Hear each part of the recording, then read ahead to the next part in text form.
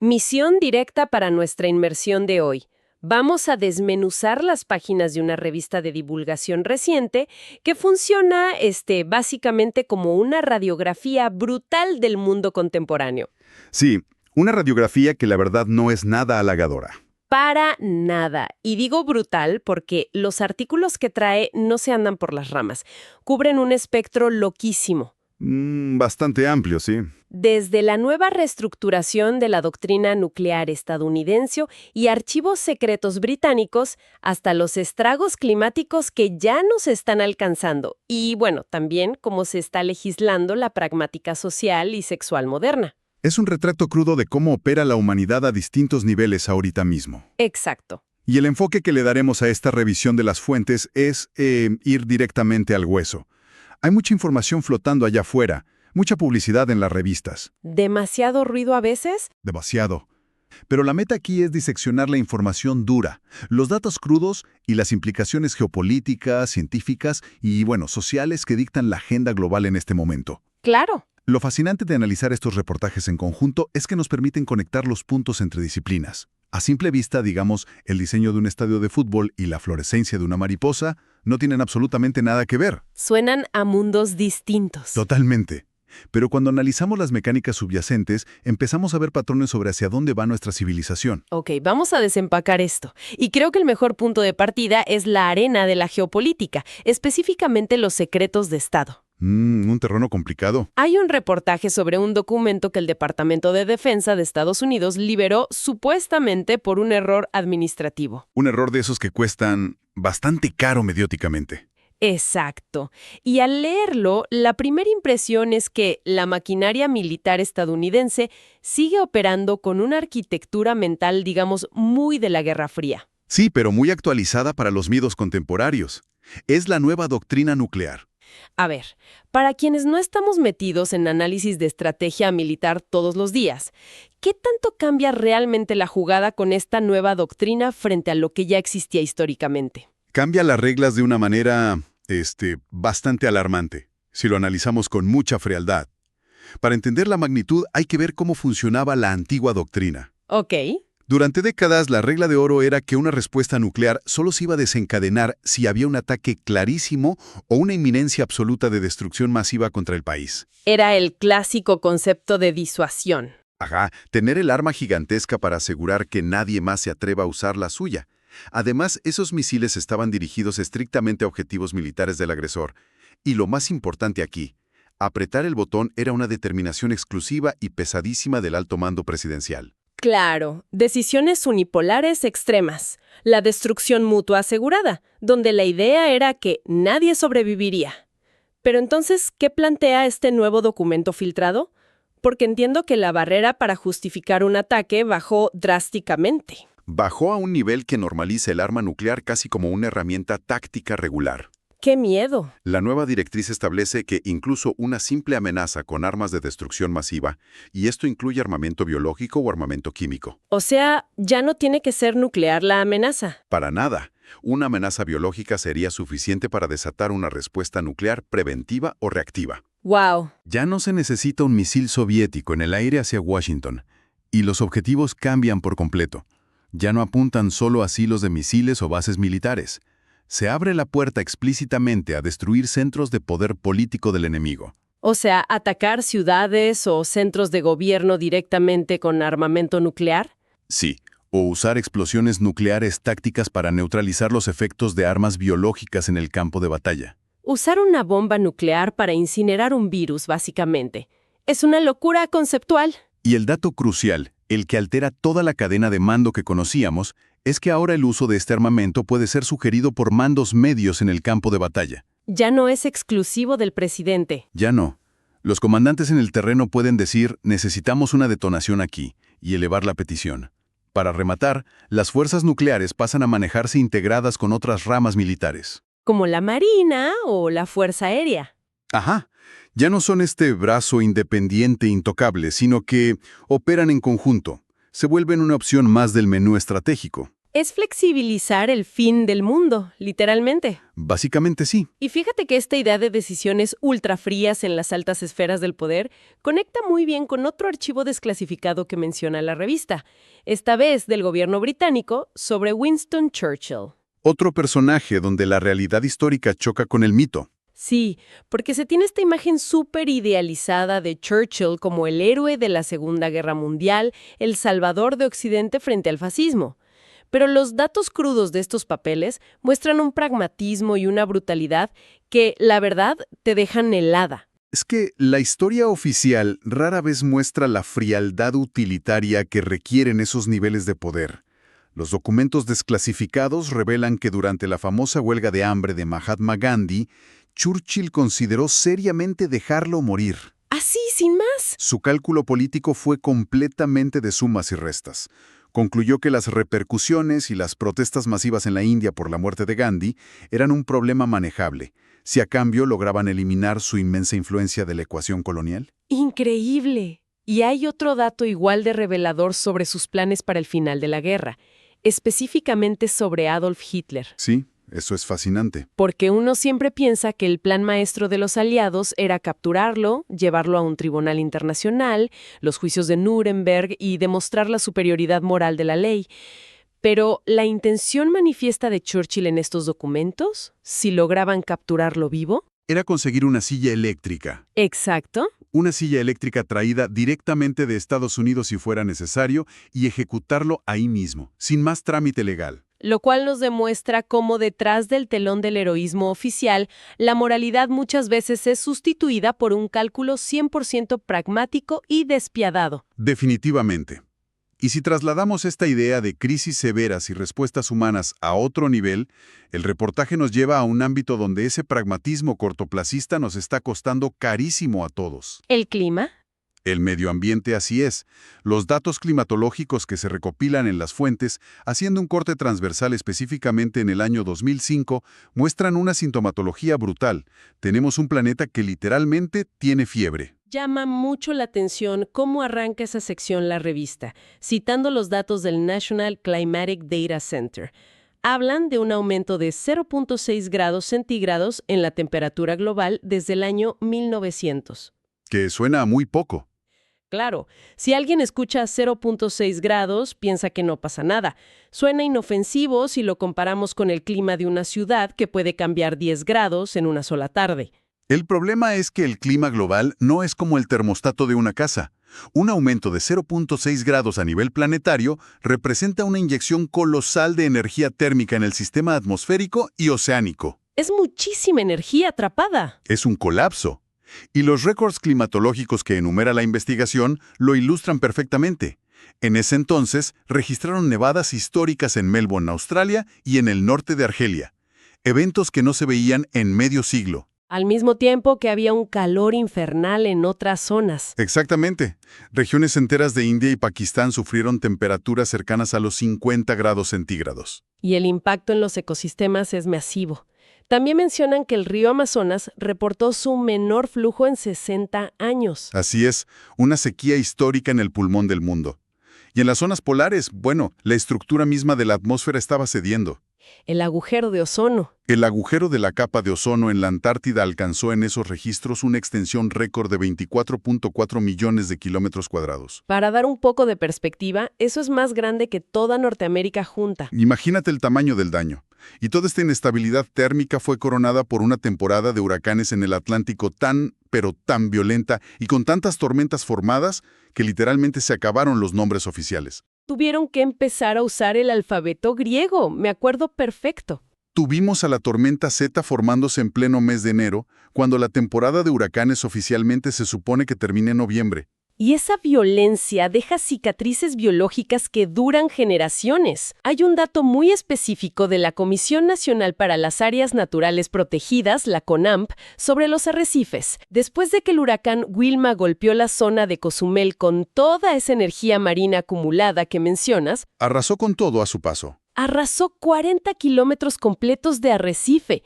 Y la estimación de la CONAMP es que al ecosistema le va a tomar más de 100 años subsanar ese daño. ¡Un siglo! Un siglo entero de recuperación natural por un solo evento meteorológico que además fue potenciado por esta fiebre térmica global. Y como si la inestabilidad atmosférica no fuera suficiente para preocuparnos, el análisis salta a una amenaza que viene desde abajo, el riesgo geológico latente. Eso está aterrador. Sí. Se cita la investigación del geólogo Chris Goldfinger, de la Universidad de Oregon.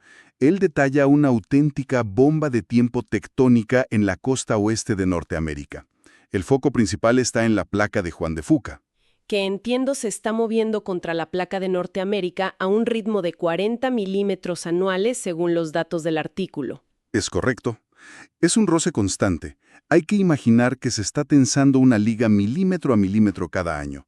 La fricción en esa zona, que es la zona de subducción de Cascadia, está acumulando una cantidad de energía cinética incomprensible para la mente humana. Y en algún momento tiene que liberarse. Y cuando lo haga, la investigación de Goldfinger concluye que un rompimiento brusco entre estas placas tiene el potencial de generar un sismo de 8.5 grados. Un terremoto devastador. Y no solo eso.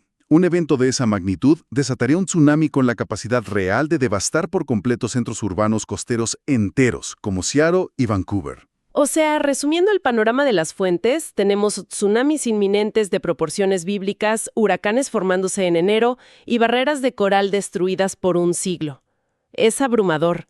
Pero lo que resulta casi irónico en el reportaje es cómo responde la maquinaria corporativa a estas crisis sistémicas. Las famosas soluciones corporativas. Sí, hay un recuadro sobre las políticas que implementaron en Japón y el contraste entre el tamaño del problema y la solución es ridículo.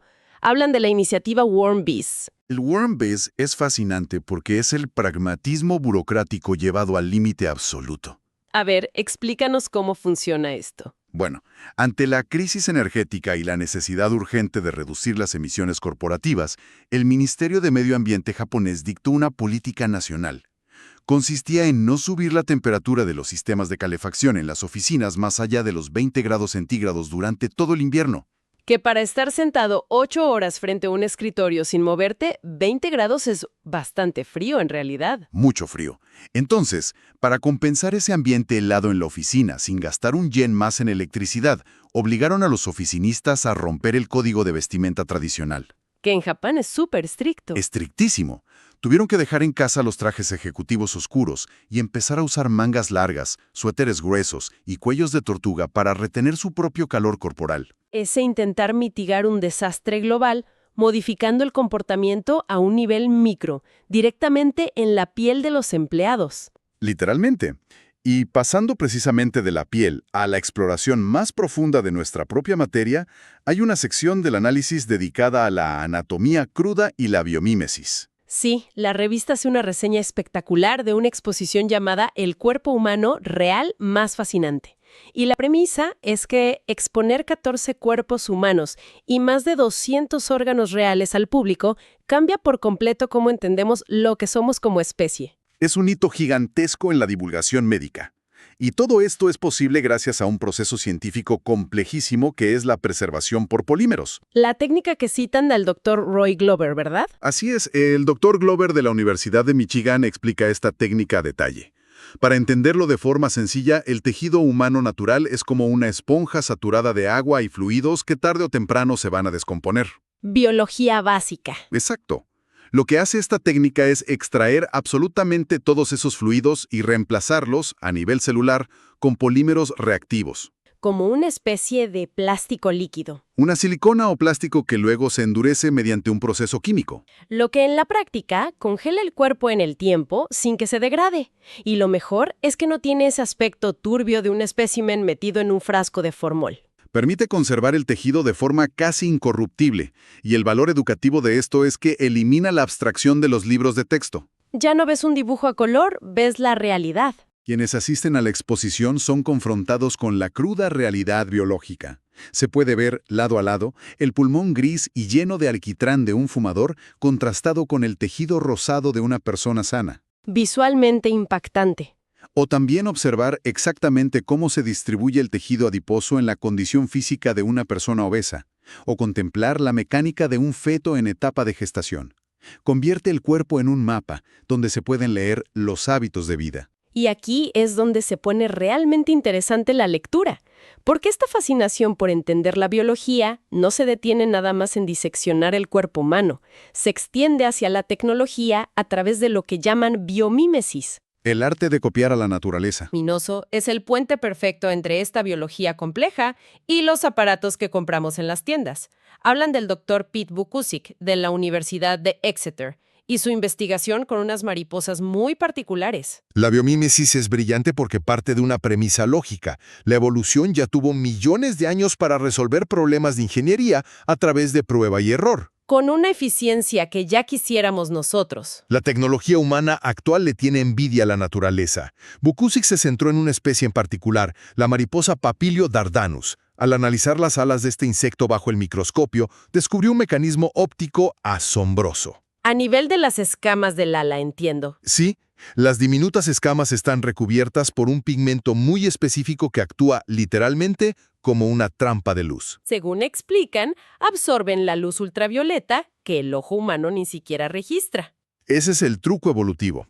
Absorben los rayos ultravioleta del ambiente y mediante un proceso de fluorescencia los convierten antes de que reboten en una bioluminiscencia brillante de color azul-verde. Un color súper intenso. El resultado es que las alas proyectan una altísima luminosidad visual con un gasto de energía biológica mínimo o nulo. Y la aplicación de este descubrimiento en el mundo comercial es clarísima.